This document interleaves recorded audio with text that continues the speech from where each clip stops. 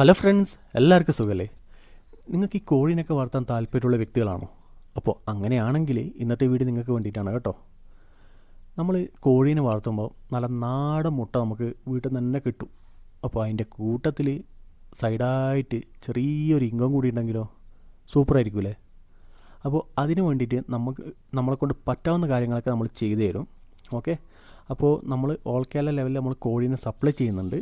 Okay, പിന്നെ അതുപോലെ തന്നെ വേറെയുള്ള ഒരു ഡൗട്ടാണ്, നമ്മൾ ഈ കോഴീനെ വളർത്തുമ്പോൾ നമുക്ക് നാടൻ കോഴി വളർത്തണോ, BV380 വളർത്തണോ, മുട്ടക്കോഴി അതായത് ഗ്രാമശ്രീ വേണോ, ഗ്രാമപ്രിയ വേണോ, കൈരളി വേണോ, സൊണാലി വേണോ, ഇങ്ങനെ പലതരം ബ്രീഡുണ്ട്. എല്ലാം ഞാൻ ഇവിടെ പറയുന്നില്ല. ഇതിൽ ഏതാണ് വളർത്തേണ്ടതെന്നുള്ള പല ആൾക്കാർക്ക് ഡൗട്ടുണ്ട്. അപ്പോൾ നിങ്ങളിന്ന് വീഡിയോ ഫുള്ള് കണ്ടു കഴിഞ്ഞാൽ നിങ്ങൾക്ക് ചെറിയൊരു ഐഡിയ കിട്ടുന്നതായിരിക്കും. അതായത് ഏത് ബ്രീഡിനെ എടുക്കണം, നമുക്ക് കോഴീനെ എങ്ങനെ വാങ്ങാം, എവിടെ കിട്ടും, അതിൻ്റെ ഡീറ്റെയിൽസൊക്കെ നമ്മൾ ഇന്നത്തെ ഈ വീഡിയോയിൽ നോക്കുന്നുണ്ട്. ഓക്കെ, അപ്പോൾ നിങ്ങൾ ഈ വീഡിയോ ഫുള്ളായിട്ടൊന്ന് കാണുക. പിന്നെ വീഡിയോയിലേക്ക് പോകുന്നതിന് മുമ്പേ നമ്മൾ യുവകർഷകൻ്റെ പേരിൽ നമുക്കൊരു വാട്സപ്പ് ഗ്രൂപ്പ് അല്ല കേട്ടോ, ചാനൽ, ഫേസ്ബുക്കിൻ്റെ ഒരു പേജുണ്ട്. പിന്നെ അതുപോലെ തന്നെ ഇൻസ്റ്റാ ഐഡിയ ഒക്കെ ഉണ്ട്, അതിൻ്റെ പേജൊക്കെ ഉണ്ട്. അപ്പോൾ അതിൻ്റെ ഡീറ്റെയിൽസ് ഞാൻ അവിടെ ഡിസ്ക്രിപ്ഷൻ ബോക്സ് കൊടുത്തിട്ടുണ്ട്. നിങ്ങൾക്ക് താല്പര്യം ഉണ്ടെങ്കിൽ അതിലൊന്ന് ജോയിൻ ചെയ്യുക. ഓക്കെ, ഇപ്പം നിങ്ങളൊന്ന് ആലോചിച്ച് നോക്കിയിട്ട്, നമ്മൾ വീട്ടിൽ കോഴീനൊക്കെ വളർത്തുമ്പോൾ നമ്മൾ ഒരു 10 കോഴിയൊക്കെയാണ് നമ്മൾ മെയിനായിട്ട് നോക്കുന്നത്. നല്ല നാടൻ മുട്ട വീട്ടിൽ തന്നെ അല്ലേ, നമ്മൾ കടയിൽ നിന്ന് വാങ്ങുന്ന മുട്ടയ്ക്ക് പകരം വീട്ടിൽ തന്നെ നമ്മൾ അടുക്കള വേസ്റ്റും അല്ലെങ്കിൽ കുറച്ച് തീറ്റയൊക്കെ കൊടുത്തിട്ട് അങ്ങനെ വളർത്തിയിട്ട് നല്ല നാടൻ മുട്ട നമുക്ക് വീട്ടിൽ കിട്ടുമ്പോൾ അത് വേറെ തന്നെ നമുക്കൊരു മനസ്സിനൊരു സന്തോഷം തരുന്ന കാര്യമാണ്. അത് ഒരു തർക്കമില്ലാത്ത കാര്യമാണ്.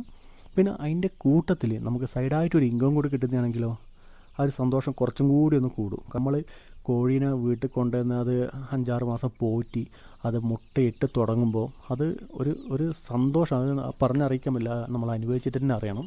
ഇപ്പം എന്താ പറയുക, നമ്മൾ പച്ചക്കറിയൊക്കെ നട്ട് അതിൻ്റെ അന്ന് വിളവ്, അതായത് അതിൻ്റെ മുട്ടിട്ട് പൂവ് കായ്ച്ച് എന്താ പറയണ്ടേ, അവസാനം അതിൻ്റെ അകത്ത് നമുക്ക് കായ്കളൊക്കെ കിട്ടുമ്പോൾ വേറെ തന്നെ ഒരു ഫീലാണ്. അതെല്ലാത്തിനും അതിൻ്റേതായ ഒരു എന്താ പറയണ്ട ഒരു സന്തോഷം ഉണ്ടാവും. പിന്നെ അതിൻ്റെ കൂട്ടത്തിൽ ഞാൻ പറഞ്ഞ പോലെ തന്നെ വരുമാനം കൂടി പറഞ്ഞല്ലോ. അപ്പോൾ അതിൻ്റെ നമുക്ക് ആ ഒരു സന്തോഷം ഇരട്ടിയാവും.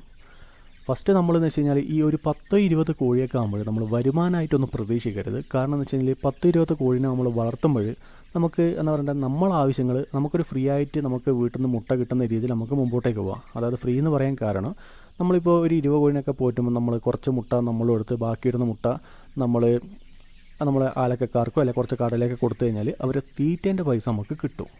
ഓക്കെ, അപ്പോൾ നമുക്ക് മുട്ടേൻ്റെ അങ്ങനെ വലിയ ചിലവില്ലാതെ നമുക്കൊരു ഫ്രീ ആയിട്ട് മുട്ട കിട്ടുന്ന ഇതിലേക്ക് പോകും. അപ്പോൾ അതിൻ്റെ നമ്മൾ എക്സ്ട്രാ ഒരു വരുമാനം ഒന്നും പ്രതീക്ഷിക്കേണ്ട. നമ്മൾ വീട്ടാവശ്യങ്ങൾക്ക് വേണ്ട മുട്ട കിട്ടും, നമ്മൾ അങ്ങനെയുള്ള കാര്യങ്ങളൊക്കെ നടന്നു പോകും.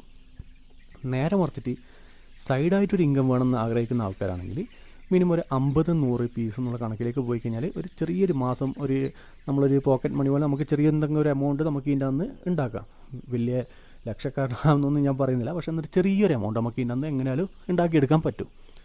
ഈ പല ആൾക്കാർ ഈ കോഴി വളർത്തൽ നഷ്ടമെന്ന് പറയാൻ കാരണം എന്താണെന്നറിയാം, ഇത് ഒന്ന് ഇതിൻ്റെ അത് അറിവില്ലായ്മയാണ്. കാരണം നമുക്കൊക്കെ ഈ ഒരു പ്രശ്നം പറ്റിയിട്ടുണ്ട്. നമ്മൾ ആദ്യം നോക്കണം, നമ്മൾ എങ്ങനെയാണ് കോഴീനെ വളർത്താൻ ഉദ്ദേശിക്കുന്നത്, അതാദ്യം നോക്കണം.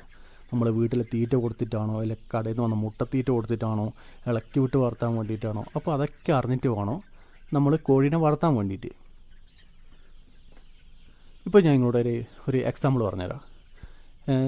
ഒരു വ്യക്തിക്ക് വേണ്ടത്, അതായത് അവരുദ്ദേശിക്കുന്നത് ഇളക്കി വിട്ട് വളർത്തുന്ന ഒരു കോഴിയാണ്. പക്ഷേ അവർ പോയി തിരഞ്ഞെടുത്ത ബ്രീഡ് എന്ന് വെച്ച് കഴിഞ്ഞാൽ BV380 ആയിരിക്കും.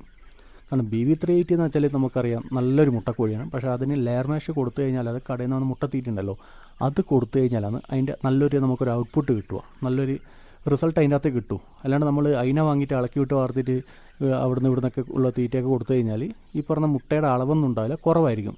അപ്പോൾ ആവശ്യം ഇപ്പോൾ നമുക്ക് ഇളക്കി വിട്ടാനാണെങ്കിൽ കൈരളിയുണ്ട്, ഗ്രാമപ്രിയ അല്ലെ നാടൻ കോഴി, ആ ഒരു ഇതിലേക്ക് പോവാം. അപ്പോൾ അങ്ങനെ ആകുമ്പോൾ നമുക്ക് ആ ഒരു റോങ് ബ്രീഡ് സെലക്ഷൻ നമുക്ക് ഒഴിവാക്കാൻ പറ്റും. പിന്നെ ഈ ബ്രീഡ് സെലക്ട് കഴിഞ്ഞാൽ അതിൻ്റെ തീറ്റ നമ്മൾ കൃത്യമായിട്ട് കൊടുക്കണം. തീറ്റ എന്ന് വെച്ച് കഴിഞ്ഞാൽ എന്ന് പറയണ്ടേ, ഇപ്പം നമ്മൾ BV380 ആണെങ്കിൽ ഒരു ദിവസം കൊടുക്കേണ്ട ഒരു അളവുണ്ട്, ഒരു 110 ഗ്രാം എന്നുള്ള കണക്കിന് ഒരു ദിവസം ഒരു കോഴിക്ക് തീറ്റ കൊടുക്കണം. അപ്പോൾ അങ്ങനെ കൊടുത്തു കഴിഞ്ഞാൽ നമുക്ക് നല്ലൊരു റിസൾട്ടും ഉണ്ടാകും, നല്ല കണക്കായിട്ടുള്ള മുട്ടയും കിട്ടും. അപ്പോൾ നഷ്ടത്തിൽ പോവാണ്ട് നമുക്കിത് നല്ല രീതിയിൽ മുമ്പോട്ടേക്ക് കൊണ്ടുപോകാം. അതാണ് മെയിനായിട്ട് വേറൊരു കാര്യം. പിന്നെ നിങ്ങൾക്കിപ്പം ഈ കോഴീനെ വാങ്ങണം, അങ്ങനെ കുറച്ച് ഡൗട്ട് കാര്യങ്ങളൊക്കെ ഉണ്ടെങ്കിൽ നമ്മളെ വിളിച്ചാൽ മതി. അപ്പോൾ നമ്മൾ ഓൾ കേരള ലെവലിൽ ഈ പറഞ്ഞ കോഴികളൊക്കെ സപ്ലൈ ചെയ്യുന്നുണ്ട്.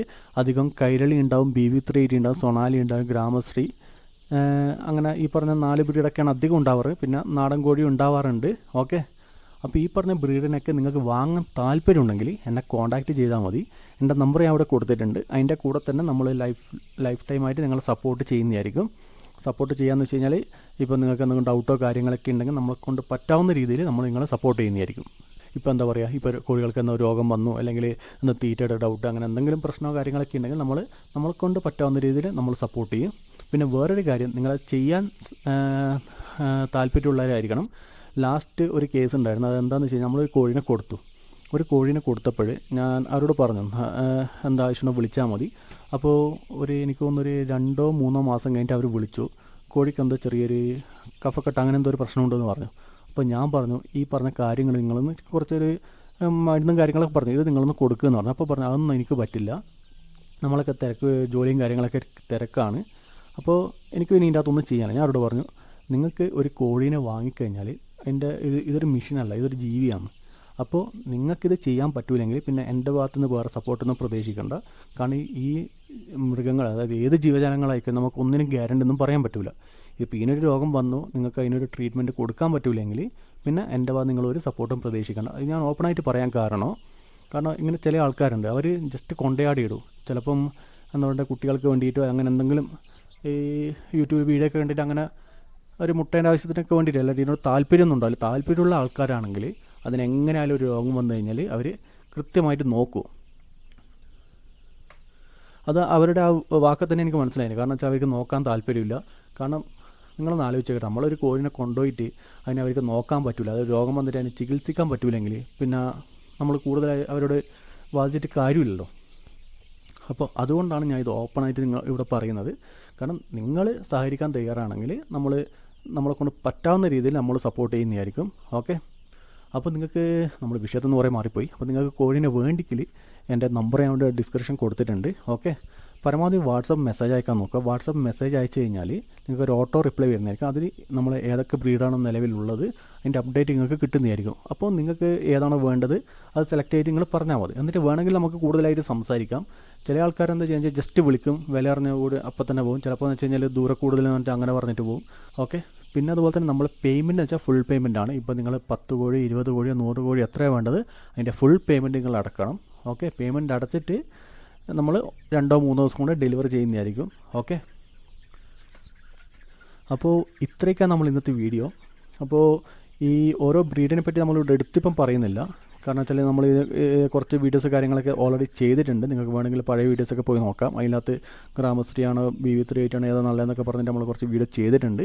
ഇനി നിങ്ങൾക്ക് കോഴിനെ ഏതാണ് വളർത്താൻ താല്പര്യം, അതിൽ നിങ്ങൾക്ക് ഡൗട്ടോ കാര്യങ്ങളോ ഉണ്ടെങ്കിൽ നിങ്ങൾക്ക് വിളിക്കാം. നമ്മളെ കൊണ്ട് പറ്റാവുന്ന രീതിയിൽ അത് ക്ലിയർ ചെയ്യുന്നതായിരിക്കും. ഓക്കെ, അപ്പോൾ ഇന്നത്തെ വീഡിയോ ഇത്രയേ ഉള്ളൂ. വീഡിയോ ഇഷ്ടപ്പെട്ടാൽ ലൈക്ക് ചെയ്യുക, സപ്പോർട്ട് ചെയ്യുക. എന്നാൽ നമുക്ക് അടുത്ത വീഡിയോ കാണാം. ബൈ.